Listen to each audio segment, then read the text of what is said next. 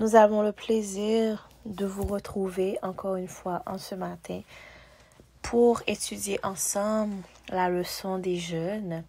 Donc la leçon de la semaine a pour titre la controverse du sabbat.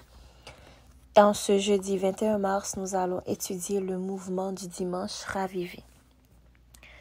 Tandis que les adorateurs de Dieu se distingueront spécialement par leur respect pour le 4e commandement, signe de la puissance créatrice de Dieu, et le témoignage rendu à son doigt aux hommages de l'humanité, les adorateurs de la bête se distingueront par leur tentative d'abolir le mémorial du Créateur en vue de glorifier l'institution romaine. La corruption politique qui étouffe l'amour de la justice aussi bien que les droits de la vérité jouera son rôle dans la libre Amérique elle-même.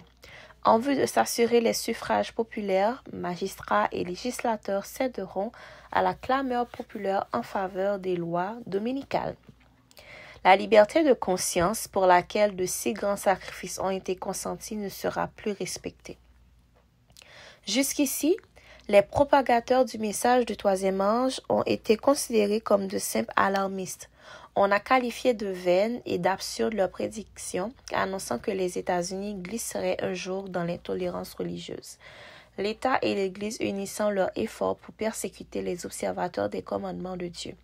On a hautement affirmé que jamais ce pays ne réunira son passé et qu'il restera toujours le champion de la liberté religieuse.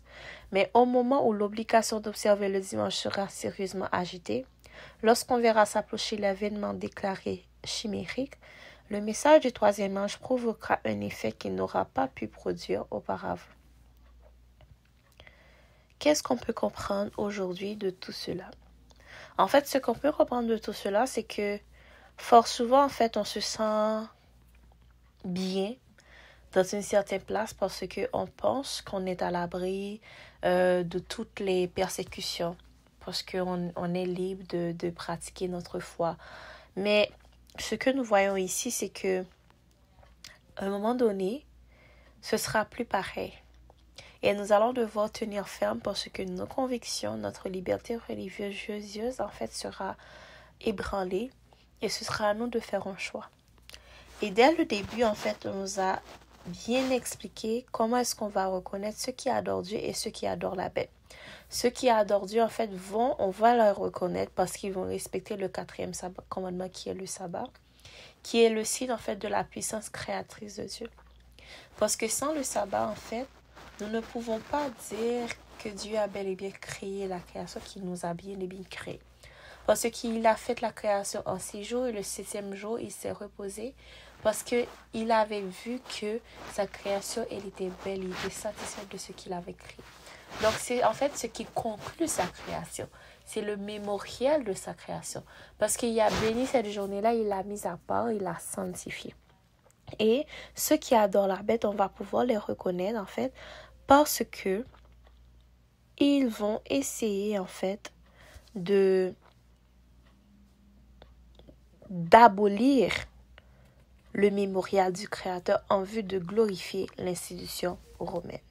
Donc, c'est vraiment très important pour nous de faire attention. Comment est-ce que nous adorons Dieu? Quel est le but de notre adoration? Quel jour que nous adorons? Est-ce que nous le faisons parce que nous voulons glorifier Dieu? Est-ce que nous suivons les bonnes voies? Donc, c'est vraiment ainsi que la leçon d'aujourd'hui, en fait, nous a invités de penser, de réfléchir, que dans les jours à venir, il y aura un moment où notre liberté religieuse sera ébranlée. Donc, à ce moment-là, quelle sera notre réaction? Est-ce que nous allons nous joindre au monde, aux principes politiques, ou est-ce que nous allons rester attachés aux principes que Dieu nous donne? Donc, c'était la leçon des jeûnes, le mouvement du dimanche ravivé. Pour la leçon de la semaine, la controverse du sabbat. Nous vous donnons rendez-vous demain pour une nouvelle leçon. Merci. Au revoir.